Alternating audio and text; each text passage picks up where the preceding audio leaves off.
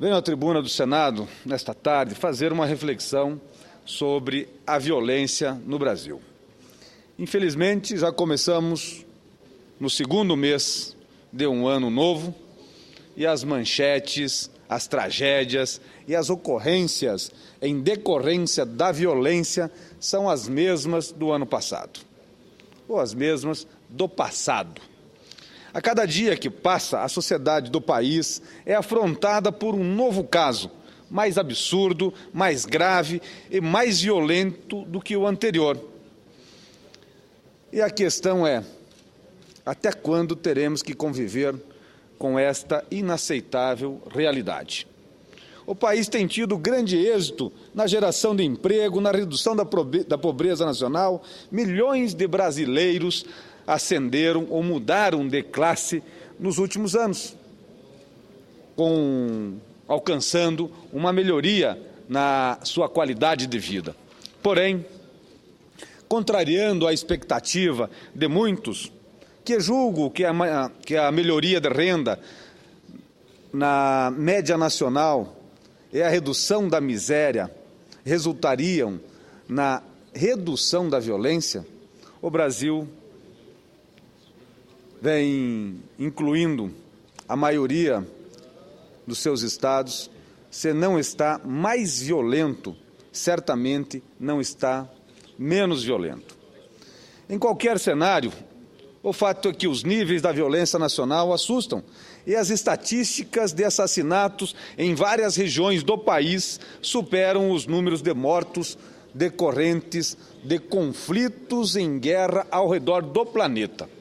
Somam-se a esta situação de caos o crescimento dos crimes bárbaros, com requintes de extrema crueldade, que refletem uma parcela da sociedade que dá cada vez menos valor à vida e à dignidade humana. Como exemplo recente de crime que demonstra o mais absoluto desrespeito à vida, cito o crime praticado no entorno do Distrito Federal há cerca de 2 semanas, contra uma mulher de 44 anos. O motivo original do sequestro praticado por 3 elementos, por 3 bandidos, dos quais um era menor de idade, era roubar as rodas do automóvel da vítima pelo preço de R$60 para cada sequestrador. R$180 foi o preço da vida dessa pessoa. Tragicamente, a sequência dos fatos e a crueldade dos envolvidos levou à morte da vítima, que antes do óbito foi estuprada pelos 3 criminosos, esfaqueada e carbonizada. Isso aconteceu no entorno da capital do Brasil. Diante desta tragédia, senhoras e senhores senadores, que mais uma vez envolve um criminoso menor de idade, aproveito para chamar a atenção da Casa e de todos os que assistem neste momento à TV Senado e escutam a Rádio Senado e aqueles também que nos ouvem através da Voz do Brasil. Aproveito para chamar a atenção do projeto de lei do Senado, de número 190 de 2012, de minha autoria, que altera a Lei 8.069 de 1990, o Estatuto da Criança e do Adolescente. Uma lei que já tem 23 anos, uma lei que já é adulta e que precisa ser reformulada, porque o adolescente, a criança da década de 80, da década de 90, mas principalmente da década de 80, quando essa legislação transitou no Congresso Nacional, era um adolescente diferente do adolescente de hoje. E, senhoras e senhores, para possibilitar a aplicação da pena prevista no Código Penal para o adolescente infrator no caso de reincidência na prática de infração grave. É esta a alteração que nós estamos sugerindo no Estatuto da Criança e do Adolescente. Uma alteração para possibilitar que, no caso de reincidência de crime ou de infração grave, o adolescente tenha tratamento diferenciado. Temos visto com grande frequência adolescentes cometendo infrações graves, invadindo a vida de milhares de brasileiros, empunhando armas, vendendo drogas, suprimindo vidas, destruindo famílias inteiras. E tudo isso embalados pelo falso entendimento de que há, no ECA, uma velada promessa de impunidade. Afinal, após completarem 18 anos, estarão livres da internação e, mais ainda, sem registro nos arquivos policiais. Concedo uma parte, com muita honra, ao senador Eduardo Suplicy, que é o relator desse projeto na Comissão de Direitos Humanos. Prezado senador Sérgio Souza, primeiro quero compartilhar a sua preocupação com respeito aos índices de violência que têm ocorrido em nosso país e precisamos, de fato, estar pensando em como prevenir, reduzir significativamente a criminalidade violenta. E também agradeço a Vossa Excelência de ter me chamado a atenção sobre a minha responsabilidade com respeito ao parecer que devo exarar no âmbito da Comissão de Constituição e Justiça ao projeto de lei do Senado 190, que justamente modifica, na Comissão de Direitos Humanos, a qual modifica o Estatuto da Criança e do Adolescente com vistas a possibilitar a aplicação de pena prevista no Código Penal para o adolescente infrator no caso de reincidência da prática de infração grave. Eu quero transmitir a Vossa Excelência, eu estou em diálogo com o Ministério da Justiça e também com a assessoria jurídica da Casa para exarar o meu parecer e vou lhe pedir um prazo de 2 semanas para fazê-lo responsavelmente e bem feito e bem pensado. Mas gostaria de lhe transmitir que eu tenho me preocupado bastante com este tema e como membro da subcomissão da reforma do Código Penal, depois de ter conversado com alguns dos assessores do ministro da Justiça preocupados com o tema, bem como na Secretaria de Assuntos Penitenciários do Estado de São Paulo, onde eu fiz uma visita para conversar com as pessoas que estão estudando a possível ampliação de penas alternativas. Eu quero lhe informar que eu acredito muito na possibilidade de estarmos ampliando a punição por formas de penas alternativas. E acredito que, no caso de adolescentes, isto, inclusive, poderá ser considerado. E quero trocar ideias com Vossa Excelência a respeito. Obrigado. Porque nós temos observado, o próprio ministro da Justiça, ainda recentemente, José Eduardo Martins Cardoso, chegou a expressar a sua preocupação que ele até preferiria morrer a viver no sistema penitenciário tão superlotado nos dias de hoje, e isso em quase todo o Brasil. Ora, uma das maneiras de estarmos resolvendo este problema, mas também com ações que podem ser consideradas como adequadas e justas pela comunidade, até pelas vítimas de eventuais infratores, é se criarmos penas alternativas que sejam muito interessantes e educativas para, por exemplo, jovens e adolescentes que, porventura, tenham cometido infrações. E são muitas as ideias, inclusive em inúmeros países hoje se aplica mais e mais penas alternativas. Vamos aqui pensar alto, prezado senador Sérgio Souza. Se um jovem for instado em vez de ficar preso por anos, por 3 anos ou mais, que ele, por um período significativo, determinado pelo magistrado, ele, digamos, vai dar aulas, ou vai dar aulas de alfabetização, ou daquilo que ele, porventura, conheça bem, ou que ele vá trabalhar, digamos, no pronto-socorro do Hospital das Clínicas, ou ali no Hospital de Curitiba, vai estar realizando ações de grande relevância social, ou que ele vá construir uma escola ou até um estabelecimento penal em algum lugar e vai ter que trabalhar para a construção desta escola. Eu digo aqui 3 exemplos alternativos, mas Vossa Excelência poderia até pensar em outros.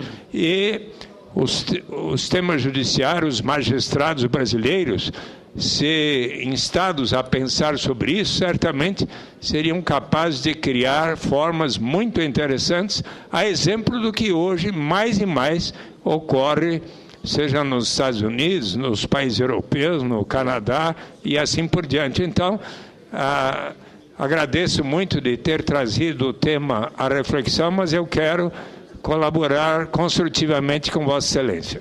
Obrigado, meu caro senador Eduardo Suplicy.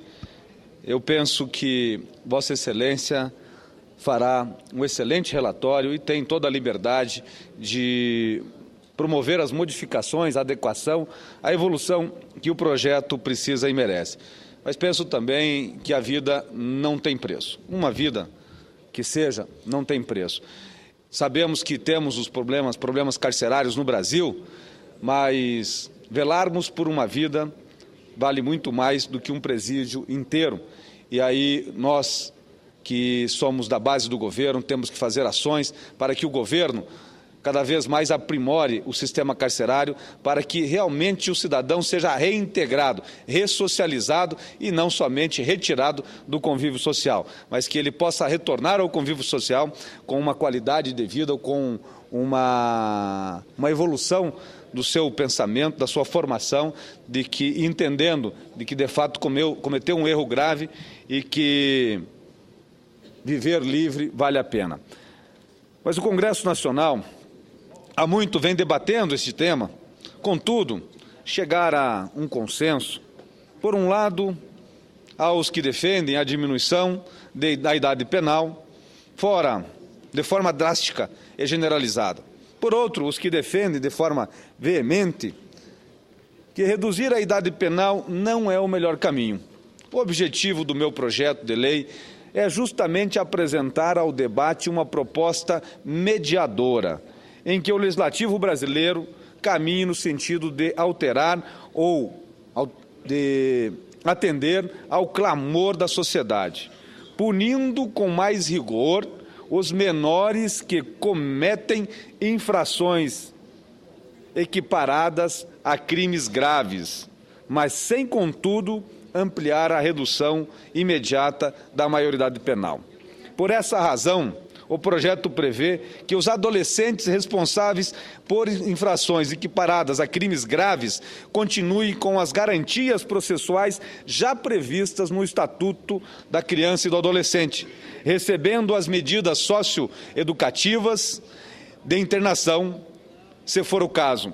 Mas, na hipótese de reincidência, nessas infrações graves deverão ser tratadas de forma diferenciada. Deve ser-lhes aplicada a pena prevista no Código Penal para crime de mesma natureza e gravidade da infração cometida. Entendemos que essa medida possibilitará uma melhor reflexão do adolescente infrator na hora de deparar-se com a possibilidade de cometer tal infração. A matéria tramita na Comissão de Direitos Humanos e tem como relator, como já dissemos, o senador Eduardo Suplicy. E irá em seguida para a CCJ, aonde terá a tramitação terminativa. Gostaria de contar com o apoio de todos os pares para que pelo menos iniciemos essa discussão. Talvez começando pela realização, senador Suplicy, de uma audiência pública por se tratar de um tema que envolve tamanha polêmica. Senhoras e senhores senadores, se o episódio de Brasília demonstra a banalização da violência, os episódios recentes, senador Bauer, em Santa Catarina, demonstram outra faceta tão ou mais preocupante da violência que igualmente afronta o país: o crime organizado. Afinal, o que dizer de uma onda de violência no Estado que é vizinho ao meu, que em uma semana contabiliza 60 atentados? Até parece que não é Brasil, mas é Brasil, e é o sul do Brasil, que é tido por muitos como uma região de maior rigor ou de maior controle das questões policiais e públicas. Ao todo, 20 municípios catarinenses foram afetados pela violência e 26 veículos já foram queimados desde quarta-feira passada. Durante a madrugada de ontem, houve mais violência. Uma bomba caseira foi lançada em uma casa de um agente penitenciário em Chapecó e durante a noite mais 2 ônibus foram incendiados. Em Florianópolis, um ônibus foi atacado às 17h40, ou seja, ainda de dia, sendo que neste incidente 2 menores que já tinham participado dos atentados em novembro do ano passado foram identificados. Mais uma vez fica demonstrada a necessidade de, pelo menos, discutirmos esse tema. Para encerrar, senhor presidente, senhoras e senhores senadores, não poderia deixar esta tribuna sem falar do meu estado, o estado do Paraná. Afinal, de acordo com o relatório de criminalidade divulgado pela Secretaria de Estado de Segurança Pública, o Paraná registrou 3.135 mortes violentas somente no ano de 2012. 3.135 mortes violentas somente no ano de 2012. O que, lamentavelmente, significa uma média de 8,5 pessoas assassinadas violentamente por dia no estado do Paraná. O número de mortes violentas foi 1,6% maior do que em 2011. Então, quer dizer que nós tivemos mais de 3.000 mortes violentas em 2011. Se calcularmos 10 anos, serão dezenas de milhares de paranaenses que foram assassinados violentamente. Senhor presidente, e o pior é que mesmo havendo a queda na criminalidade na capital e na região metropolitana de Curitiba, não foi o suficiente para evitar os números do Estado tenham aumentado na ordem de 1,6%. De qualquer maneira, para a vergonha dos paranaenses, a capital do Paraná permanece com um índice de homicídios extremamente alto. São 33,6 mortes a cada 100 mil habitantes, quase o triplo do que foi a cidade de São Paulo, em que em 2012 teve uma média de 12 assassinatos por 100 mil habitantes. Senhoras e senhores senadores, no momento em que estamos retomando os trabalhos no Senado Federal, entendo ser absolutamente inadiável aprofundarmos o debate em torno da violência que assola o Brasil. Se é verdade que evoluímos muito na distribuição de renda nacional, é igualmente verdadeira a necessidade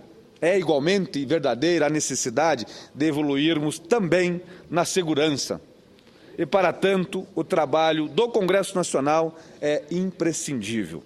Espero que nesse ano de 2013, senhor presidente Jorge Viana, possamos, enfim, apresentar ao povo brasileiro resultados efetivos ao combate à violência.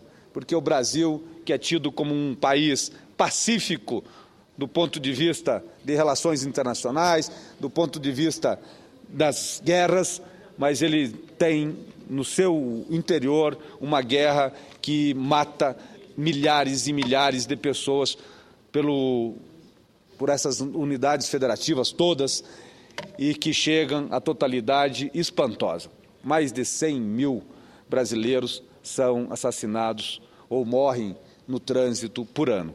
Nós temos realmente que tomarmos uma ação e aqui no Congresso Nacional, meu caro amigo senador Lobão Filho, agradeço a deferência em trocar comigo o horário. Agora vou ao STJ para a posse do nosso amigo, conterrâneo, Coquina, que assume hoje na vaga do Ministério Público, o senador Pedro Taques, como ministro do STJ. Eu repito, é desta casa, é do Congresso Nacional, a prerrogativa de elaborar leis que sejam mais eficazes para nós diminuirmos a mortalidade ou diminuirmos os crimes violentos no Brasil. Muito obrigado a todos e uma boa tarde.